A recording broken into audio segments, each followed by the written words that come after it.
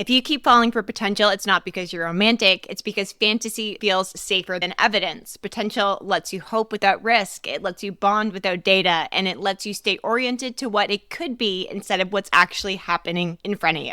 And if you were trained to overfunction in relationships, that fantasy feels familiar, comfortable, and controlled. Because when you grew up learning to anticipate, adjust, and emotionally manage other people, words felt like safety, promises felt like progress, vision felt like connection, and you didn't need consistency to feel bonded, you needed stimulation and meaning. So when a man walks in, dreams big, mirrors your depths, or speaks the language of your future, your body leans in before your standards even wake up. Not because he's special, because your nervous system learned how to attach before reality had time to speak. This episode is about ending that pattern, not by becoming colder, not by becoming guarded, but by learning how to let repetition tell the truth instead of the fantasy doing the work. I'm Megan Webster. I'm an abuse recovery coach, a trauma-informed strategist, and a woman a narcissist hopes to never meet twice. This is the Narcissist Worst Nightmare podcast where survival ends, shadow becomes power, and you rise into the woman who cannot be manipulated, magnetized, or replaced. Today, we're talking about something that quietly ruins more women in healing than overt red flags ever will: potential. We're going to talk why you keep falling for it, why it feels like chemistry, and why watching what a man repeats will change your dating life forever. Potential is seductive because it asks nothing of you in the present moment. It doesn't require follow through, it doesn't require time, and it doesn't require you to risk disappointment by seeing what someone else actually does when things are inconvenient, uncomfortable, or slow. Potential thrives in ambiguity. It needs just enough emotional stimulation to keep you engaged, but not enough reality to be tested. That's why it feels expansive instead of grounded. It lets you stay in your head, your hope, your narrative instead of your body where your truth actually lives. Potential allows projection. You get to fill in the gaps with your hope, your values, your imagination. You don't have to wait for evidence because you are already bonded to the idea of who he could be. Projection feels powerful because it gives you control. You get to decide what this means. You get to decide where this is going. And if you were raised or conditioned to survive by anticipating others, that control feels like safety even while it quietly disconnects you from reality. This is where your self-betrayal sits in plain sight. You tell yourself you're being patient, that you are just being open, that you're not judging too quickly. Meanwhile, your nervous system is building attachment to a version of someone that has not yet proved themselves. This is not romance. It is deferred reality. This is why women stay invested long past the moment logic says no thanks. They're not attached to the man, they are attached to the imagined future that has not been disproven yet. Words are especially dangerous after abuse because words were often the only thing that softened the chaos, the apologies, the explanations, the future promises, the emotional insight. Those things once signaled safety even when behavior contradicted them. So when a man speaks well but moves inconsistently, your system doesn't register danger, it registers familiarity, and that gets taken for connection. Fan does not require accountability, but reality does. I want to talk about words versus actions. Words activate possibility. Actions create reality. Words stimulate imagination. Actions stimulate trust. Your body doesn't bond to what someone says long term. It bonds to what it repeats, what shows up when there's no audience, what remains consistent when effort would be easier to withdraw. This is where women in healing get really tripped up. You think you're past falling for talk because you can spot manipulation, but this is not about manipulation. It's about how your hope bypasses discernment when it sounds aligned with your values. And this is the part that gets confusing, right? Words feel intimate fast. Actions take time. And if you're used to bonding quickly, time feels threatening, it removes the illusion, it exposes character,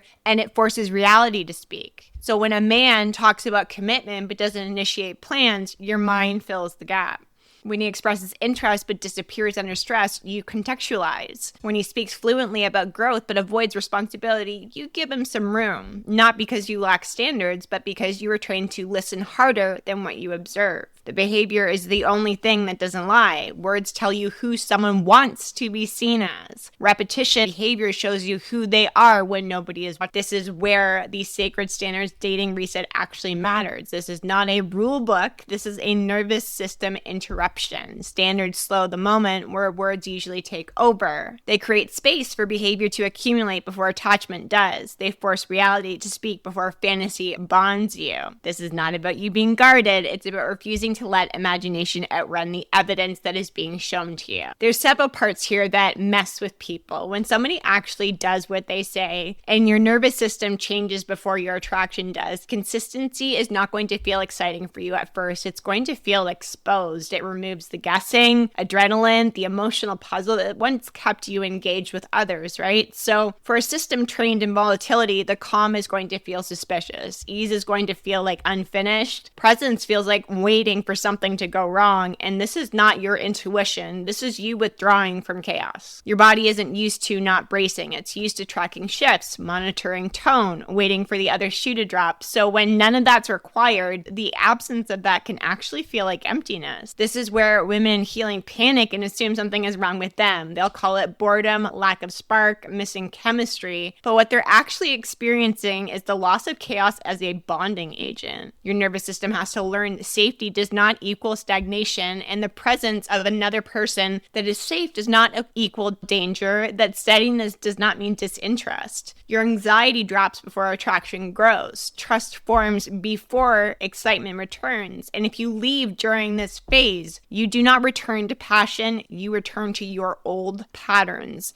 Here's what actually starts to happen when somebody follows through with action and backs up their words instead of flaring hot and cold. Your body probably won't relax at first. It's going to hesitate because consistency was never neutral for you. Calm was temporary, presence always came with a countdown, and safety was something you borrowed, not something you were allowed to trust. So when a man does what he says, he texts you, so he will. He shows up without fluctuation. Your nervous system isn't going to register that as a relief. It's going to scan and wait, and it looks for moments the cost appears. There's no spike to orient around. There's no emotional puzzle to solve. There's no instability to manage. And without that familiar work, your nervous system doesn't know where to put its energy. So you misinterpret yourself. You assume something is missing because your body isn't lit up on fire and buzzing. You're actually missing hypervigilance. You're not less attractive, you are less activated. And those two states have been confused for so long, they feel indistinguishable at first, right? So your nervous system has learned that intimacy happens through monitoring, through anticipation, through reading micro shifts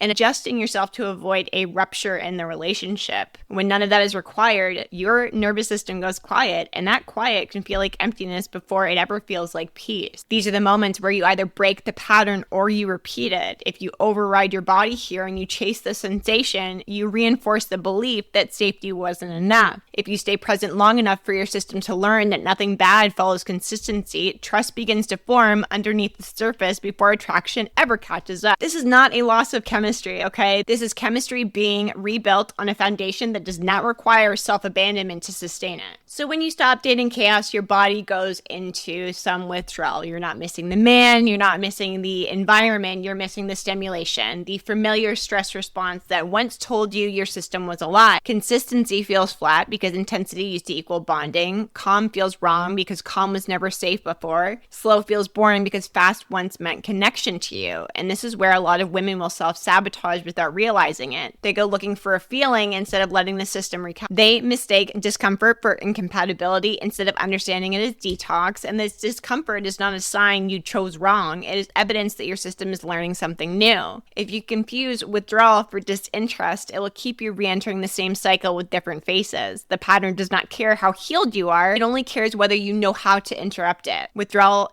looks like restlessness you cannot explain. It looks like boredom that makes you question your judgment. It looks like scrolling your phone, wondering why you don't feel more excited when nothing is actually wrong. Your body is not withdrawing from connection. It's withdrawing from the intensity. Because when chaos leaves, adrenaline drops, and your system has to learn how to attach without stress hormones doing the work. That learning feels uncomfortable, not because something's missing, but because your body is recalibrating what aliveness actually feels like. Neutral is going to feel unfamiliar, and slow is going to feel exposed. This is a moment where women unconsciously recreate the instability, not because they missed the man, but because they missed the orientation. Chaos gave your nervous system a role, something to manage, anticipate, and fix. Withdrawal is where you learn whether you can tolerate peace without manufacturing problems to feel connected. It's where you stop confusing stimulation with desire and urgency with intimacy. If you stay through this phase, your system learns that aliveness does not require danger. Because real attraction forms through data, not fantasy. Data is how someone responds to your no, how they show up when it's inconvenient, whether their interest stays consistent without performance. Data requires time, and time requires restraint. And that is where your power lives. The ability to stay present without chasing certainty. The capacity to observe without assigning meaning too early. This is where your agency starts to return, not because you feel in control, but because you stopped outsourcing your safety to sensation. Data feels unromantic because it doesn't feed the fantasy, it feeds the reality. And your reality is rebuilding slowly. It accumulates with the unremarkable moments through how someone responds when you're tired instead of charming, whether their interest remains when nothing is performed. What happens after you say no, change your mind, or take space. Your nervous system does not trust intuition, it trusts outcome. And this is where your power actually returns, not in asserting boundaries loudly, but in staying long enough to observe what repeats without intervening, rescuing, explaining, or filling the gaps with hope. This is when attraction becomes embodied instead of imagined. You stop bonding to someone who could be and start responding to who they actually are. And your body will start to relax, not because you decided to trust, but because there's nothing else to brace against. This is the difference between desire that burns fast and desire that roots. One consumes, the other stabilizes. And once your nervous system knows the difference, it becomes very difficult to unlearn it. This is why sacred standards is practiced while attraction is active, not rehearsed when calm. It gives your nervous system a structure to stay grounded while the data builds. It keeps you from negotiating with chemistry before your reality has a voice. This is how attraction becomes safe instead of destabilizing. Fantasy is when you stop feeding it. Self-trust returns when you stop overriding what you're actually seeing. And attraction, real attraction, forms when your body no longer has to brace to stay connected. If somebody's words impress you more than their consistency, you are not connecting, you are projecting. You don't need more passion, you need less guessing. You don't need intensity, you need evidence. And the moment you start watching what someone repeats instead of what they promise, you will stop betraying yourself in the name of chemistry. This is the Narcissist's Worst Nightmare podcast, where survival ends, shadow becomes power, and you rise into the woman who cannot be manipulated, magnetized, or replaced. If this episode landed, please share it with another woman who keeps falling for futures instead of patterns. Follow so you don't miss the next one. And if you are ready to stop bonding to potential and start choosing with evidence, the Sacred Standards 30-Day Dating Reset is open for you. It is designed to retrain attraction through lived practice, not willpower. You don't need more. You need to watch what repeats.